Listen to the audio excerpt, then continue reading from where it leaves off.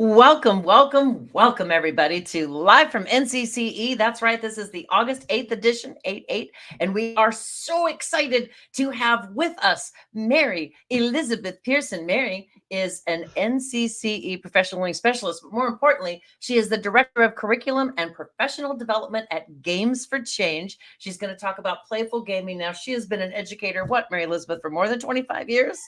Almost. I think this Wow, is that's 26. terrific. She's been working for NCCE since 2015. She's got a BA in elementary education, focus on interdisciplinary child development, and you have your MEd also. Yours is in instructional technology, yes, and Yes.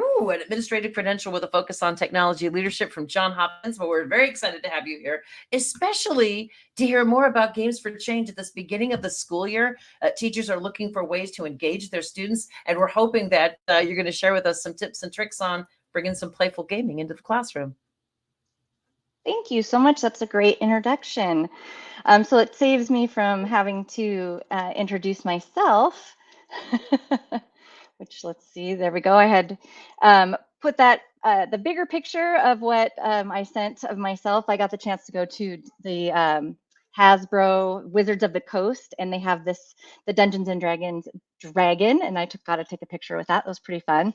And I also have worked mostly in Washington State, but also abroad in international education in Greece and in Merida, Mexico. So what I am going to do for you today is, I wanted you to read this quote. So we're talking about games and play and bringing play back into our classroom. So I met Dr. Brown last February at an event hosted by ASU for higher education professors. My colleague and I were there to share games for the Games for Change curriculum and content, but also help them think about game design in their classroom, which was really fun because we don't often think about in higher education being able to do that, and those professors bringing game design into their classroom. So it was a room full of people who were really interested in that. He was being interviewed about the importance of play and learning, and this quote was up on the screen, and the moderator was asking him about it. So because we were all adults in that room, and we're all adults in this room here, I just wanted you to take a moment and think about this quote for yourself as an adult. Do you see play as the opposite of work? If you'd like, please comment in the chat about what you are thinking as you share this, as about, thinking about this quote. And Tammy, if you want to chime in with anybody who is putting anything in the chat, that would be great too. The opposite of play is not work. The opposite of play is depression.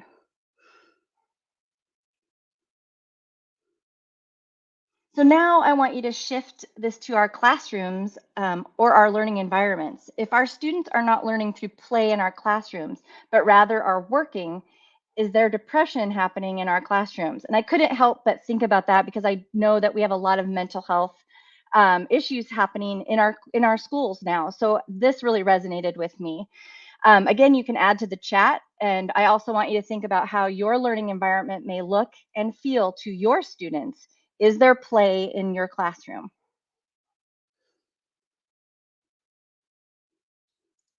So while I've tried to touch on your heartstrings, Dr. Brown was talking about play in general. I want to draw us toward our digital gaming because that's where our students are living. So let's take a look at some data for my analytical friends. Why should we be leveraging games in our classrooms?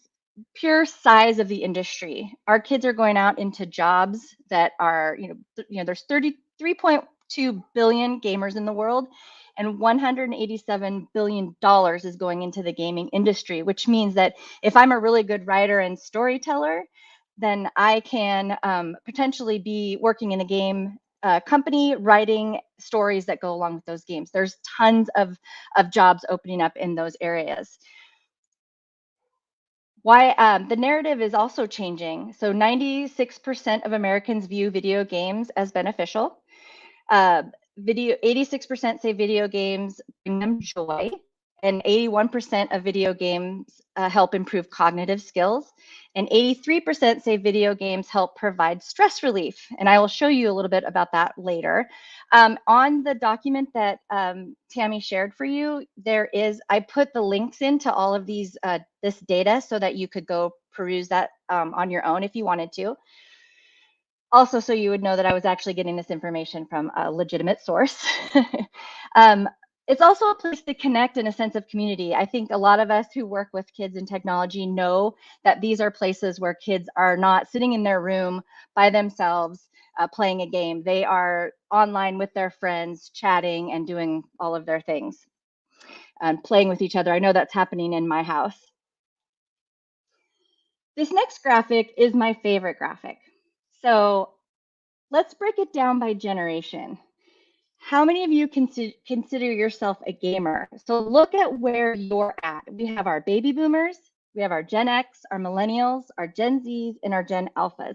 And this is specifically geared towards the video game engagement. But at the bottom, it talks about other engagements. Well, other engagements are watching gaming, listening to games and gaming podcasts, or joining online communities. So I want you to look at those numbers and look at how obviously we go from 47% for baby boomers and then 94% for our Gen Alpha. So as you're looking at this, what generation are you? And what generation are your students? And for some of us, that gap is going to get wider the more that we continue on in our education. So I'm a Gen X teacher. I taught probably I was trying to figure out if I taught the end of Gen X. I know, and then I was in millennials and Gen Z. Those were the places where I was teaching, but as we drop down, that gap gets wider. So I have to know that as a Gen Xer, what are the things that are important to me and more important to me in my education? But now my focus is on my students. So Gen Zers, generally, they have strong values related to social justice and sustainability. Those of you that work with high schoolers and those students in college, you're really seeing that, and I think you know that already. Gen Alpha, however, are drawn to authenticity, interactivity, and gamification. The biggest takeaway from this is that it's a generation of children that needs to be taught in a different way than our previous generations. With both a digital footprint and attention span that they have alone, they simply will not take in the information the same way that we've tried before. And that's, again, I'm moving from the classroom into this gaming space, and yet I'm seeing all of these things that are happening to us in the classroom because we're like, oh, kids are different, right? This generation, this Gen Alpha especially, is also exposed to a wide range of perspectives, ideas through social media, right? They always get what their algorithm tells them. But it broadens their perspective on the world. So they are very hands-on, and when they are hooked on a topic, this is what I thought was really interesting, they want to know everything there is to know about it. And if it's a problem, they want to find a way to solve it. So I feel like we don't often talk about our generations inside of our classroom, but I really hope that you are looking at, again, I gave you all of the research, but to really process that as you head into your new school year, right? You are in one generation and your students are in another. So find out a little bit more about what's in there, because it definitely leans towards using technology in the classroom. So how can we do that? How can we bring or create games that support learning about learning and creating sustainability? How do we reach a generation that expects to learn authentically and wants to know everything about a topic that has grabbed them? Enter games and game design. Because both groups are socially conscious, I wanted to point out impact games and the forms they can come in. So Games for Change is really all about impact games and creating games for social good. So these are the ways that we look at that. So learning games for impact are games like Minecraft Active Citizen, where they go in and they are making decisions that the Nobel Peace Laureates would make. They're coming out with some more. I think there's been 2 so far. And then you have raising awareness. So Dumb Ways to Die, if you knew what that was, that is a game that was created for the railway in Australia as a PSA, like, here, don't get hurt. Well, now it's become this big social, raising awareness about just dumb ways to die in general. And they've been very, very successful. The social movements, Pokemon Go, if you have children who have played Pokemon Go, it's like a social thing with inside of creating a game that creates a social impact. Stallcatcher is a citizen science, so you can go to Stallcatcher and it's helping to speed up Alzheimer research. So you get to go in and work with Alzheimer research and help scientists move that forward. So then so citizen science is an area that creates impact. Health and wellness. Trip is a game that brings mood on demand for any of your technology experiences, whether it be your VR headsets, your mobile apps, your computer, but those are our health and wellness games. And then we have cognitive therapy. And this is one that I have learned a lot about since coming to Games for Change. The one that's here is called Endeavor RX, and it's prescribed. It's actually prescribed by doctors for ADHD treatment for kids 8 to 17. And it's delivered through an immersive video game experience on mobile devices. So there are lots of games that are being created that have that cognitive therapy space.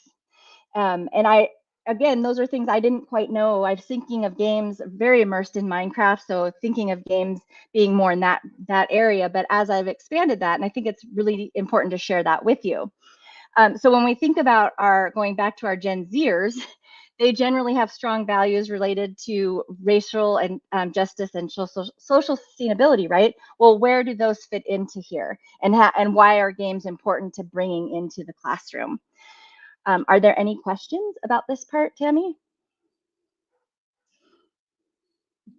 No, but Charity is pointing out, Charity Nix is online, and Charity is pointing out that play is work, like the Tom Hanks movie, Big. Mm-hmm. And it can be work, and it can be good work. So many families think that, oh, they're gamifying in class, they're not going to learn anything. But just to see what you've got here, the cognitive therapy Endeavor RX, that's fascinating. I hadn't heard about that before. Yes. There's also another one. I keep forgetting the name. Some of you will probably know the name of it, but it's basically been built, tells the story of a Viking princess who is like a schizophrenic, and it walks through her story of how this, removing it from our time, so it's not so close to us, but it's for family members who have schizophrenics in their family, and it walks them through what does it mean when they say the wall is melting? What does that look like for them? And so there's just some really amazing things happening. So thank you, Charity, for responding with that, because that leads me into the next part of my session, which is what is a game? So how do we know, like, we talk about game, but people don't always know, well, what do we mean by that? And games are systems that organize play. So when we understand games are as systems, learners, so we're bringing this into the classroom, learners can cross over to understand other systems, like an organism, a weather pattern, the base 10 system, or even a computer program. So start connecting games as a system that organizes play. Okay, so we're gonna look at this game. What game is this? It's soccer. So there are 6 parts of the game. So we're going to use soccer to break down the parts of the game. So what is the space? Where does the game take place? It takes place on a field. What's the goal? How do you win? We have to kick the ball into the other person's goal, right? The goal is the goal. Then you have number 3, the challenge. What is between you and your goal? People, right? You've got all the people with their different positions. I'm not a big soccer. I don't play soccer, so just skip over some of how I roll with that. Then what are the core mechanics? And the core mechanics are what actions are you constantly repeating? Okay, you're running, you're kicking, right? You may be headbutting. There are constants. So I want you to think of those core mechanics also as verbs. What are the actions that are happening inside the game? And then the 5th one is components. What are the pieces necessary to play, right? So you've got the ball, you've got the nets, you've got the lines, you've got the uniforms. You don't necessarily have to play with uniforms, but you could put any of the things that go along with soccer and parts of the game in there. And the last one is the rules. How is play structured? How do you win? Okay. And I want you to be thinking about the 6 parts of a game, because I can't give you every single thing there is to know about designing a game in 25 minutes. But I want you to think about, when you go back and you look at games you're using in your classroom, what are those parts of the game? Can you name them? Can your students name them? So knowing that, we're going to move into what makes a good learning game. So we're going to look at some examples that we all might know. First up is the Oregon Trail. I saw a shirt the other day. I should have bought it and worn it for this. It's like, get in, loser, we're going to get dysentery. And I just cracked me up. So first up is the OG Oregon Trail. And I did include this link in the bit.ly or tiny URL so that you can go play this, because it's actually, you can play it online as was originally. So what are some of the learning goals in this game? This is harder when I can't see all of you, but the learning goals in this game were how hard was the trail was really hard, right? You had to budget, you had to kind of know about navigation and be thinking about time of year. You kind of learned about chance. You learned about different things along the way that were going to happen to you. So there's a lot of learning goals that happen inside the Oregon Trail. And I think it gets mixed reviews sometimes, but the more I've learned about learning games, the more I realize what a great learning game this actually was for what it was trying to, what purpose it was serving. What about this game? Math Blasters. Is it a good game? What are the learning goals here? When I look at the learning goals here, I say rapid recall, maybe. Maybe number sense, right? We want to say addition. So you're doing some rapid recall on addition. But I'm going to show you something to have you think about that, because Math Blasters is something that, or a game like Math Blasters, where the kids are rushing through their work to get to this place, to be able to do this. So what is the difference between Math Blasters and, on the right here, a form? Right? They add up 10 plus 6 and they choose C. They add up 0 plus 7 and they shoot 7. Okay. What is the action happening there that is aligned with the learning goal? And in this case, it's not a good one. There isn't one. So core mechanics and learning goals are what makes a good learning game. So when core mechanics and learning goals are aligned, that's what I want you to think about, because as you're going through this game design process, that's what you need. Any game you're bringing into the classroom, whether you're creating it or you're bringing it into your classroom, I want you to imagine a learning game right now with a fun mechanic such as jumping, right? And at the end of each level, you solve multiplication problems to continue. This is a bad example too. There's no relationship between the jumping mechanic and the multiplication. So the experience feels like fun being repeatedly interrupted by math. That's my favorite way to describe that. Instead, for multiplication, a better match mechanic might be expanding, duplicating, growing. These are verbs which lend themselves to the idea of multiplication. So when you're bringing a game into the classroom to bring about play, you want to be looking at your learning goal and the actions that are going on in the game. And do they align and do they help the game grow? This is a visual I wanted to share with you about core mechanics and learning goal alignment, just so you could see it more visually. The mechanics on the one side was, we talked about the jumping, the hypothetical multiplication game that we talked about. There's nothing, jumping doesn't go with the learning unless your learning goal is something about jumping, okay? But expanding, duplicating, and growing can all be associated with multiplication. And when you look at the Oregon Trail side, you have managing resources and making decision, hunting, steering, traveling, reading. The learning goals there are the difficulty of the Oregon Trail, trail locations, and the trail history, right? So begin to think about this as why some of the games we bring into the classroom are not as good of learning games as you might want them to be. Or when you're designing them, are you designing them to be learning games? And the reason I share this with you in the session about play is because learning games are different, right? They have to be entertaining, and they also have to serve a purpose around learning, and that doesn't always happen. So that's why I wanted to bring this in for you, so you have some place to be thinking about what makes a good learning game. To bring us back to bringing play into the classroom with game design, I want you to think about the students as the designers.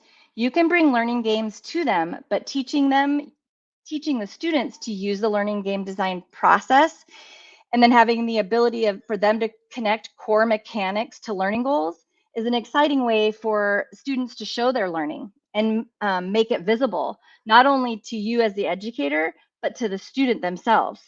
So you don't necessarily have to be the one designing the games in the classroom. You can definitely share and use this with your students. And maybe that's what connects our Gen Xers and that's us, Gen Z and Gen Alpha to the learning process. So I want you to look at the game design process, and I'm hoping that you will smile when you see this. Does this look familiar? We learned earlier that Gen Zers generally have strong values related to racial justice and sustainability, and that Gen Alpha are drawn to authenticity, interactivity, and gamification, as well as knowing when they're hooked on a topic, they want to solve that problem. So when I say those two things and I look at our design cycle, no matter how the design cycle looks where you are located, it still is the same idea. You define the problem, you brainstorm how to solve that problem, you prototype your brainstorms, you play test it, and then you iterate and do it all over again. And it's just this constant circle inside the classroom to be able to build a game that's connected to learning and that's connected to the students themselves. So remember, there is that games are systems that organize play. I want to make sure that you understand that and that you walk away with that, because I think it will help you when you go back into your classroom to be thinking about the games that you choose to use, or to start thinking about what games you could bring into the classroom. There is so much to learn about designing learning games for your content, or teaching students to design games focused on your content. But I couldn't fit that all into 25 minutes. So I want to show you what your next step might be. I encourage you to look on the G4C Learn website and find a free curriculum that's called Intro to Game Design. It's free. You can download it, take it with you, do what you like with it. If you learn best with others, I'm running an 8-week online PD where you get paid to learn more, and it's called Game Plan. We mostly focus on teachers that are STEM teachers, 5th through 12th grade. All information is also on the resources document that we shared with you, and I included it here because it's a QR code that you could sign up and take. We're also running this in tandem with, like if you run an after school club and you want to know more about how to do this. So if some of these things piqued your interest, please join me. I'd be happy to have any of my fellow NCCEers or anyone who's interested in bringing game design to students and learning about learning games. So I want to put up my contact information for you. The QR code is my digital badge.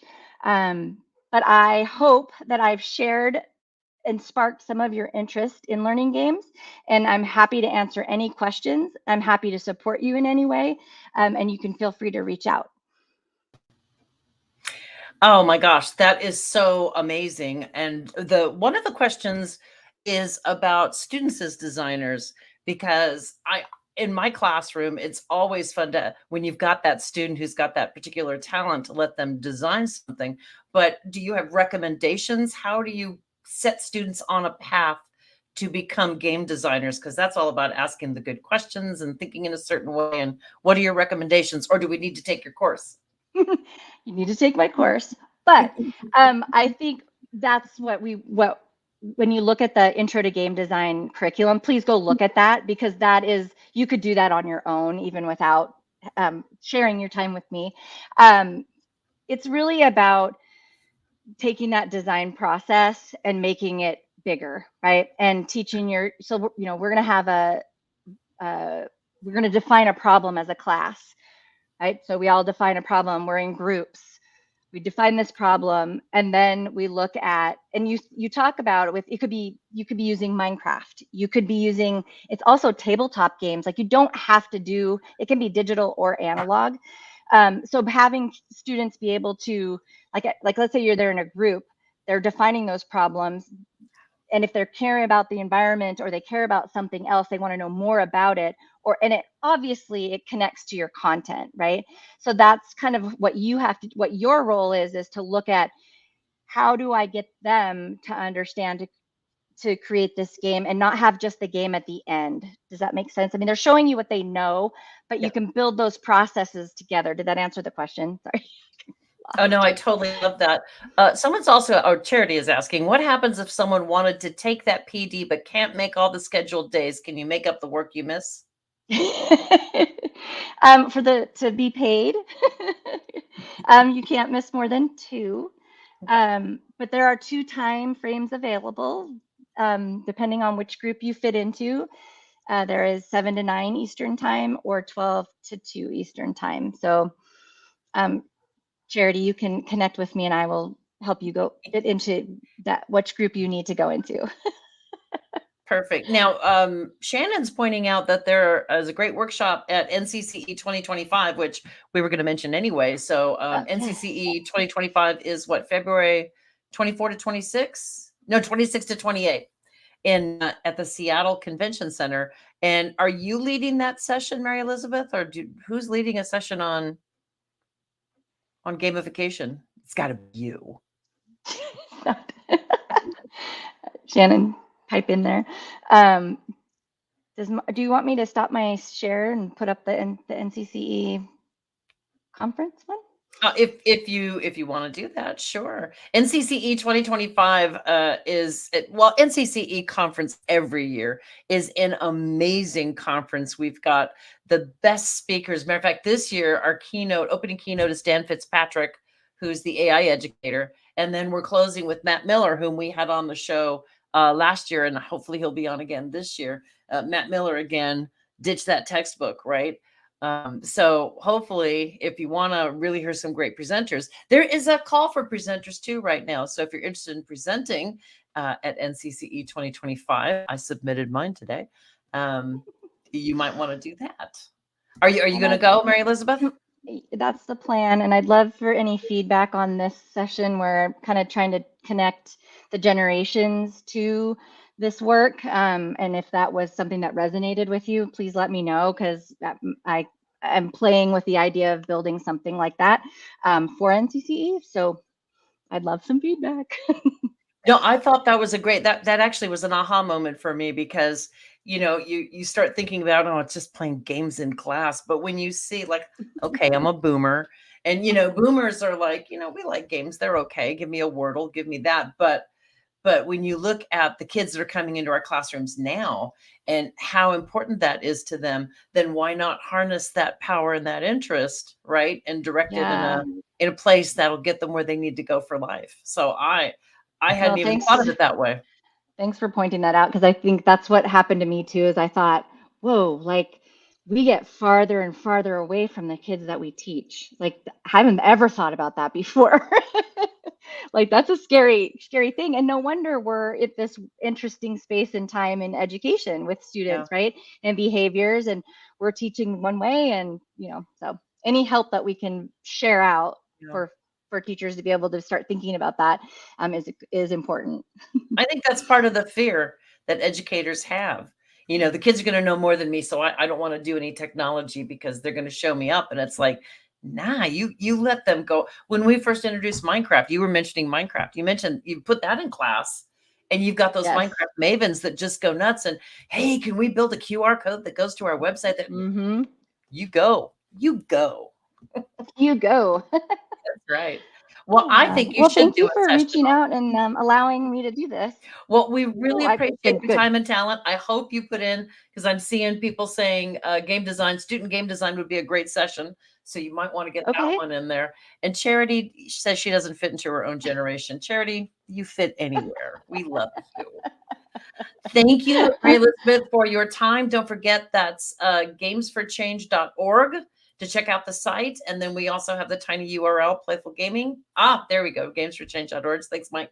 Thank And you. and don't forget all those resources. I did tweet out during the session one of the slides that had the tiny URL on it. So if you want to get all those good resources, if you're watching this in recording, you can still go look at it because that's what we do. The best free EdTech PD is live from NCCE. So Mary Elizabeth, thank you so much for your time. Everyone else, have a Thank terrific you. rest of your day, and welcome back to school, everybody.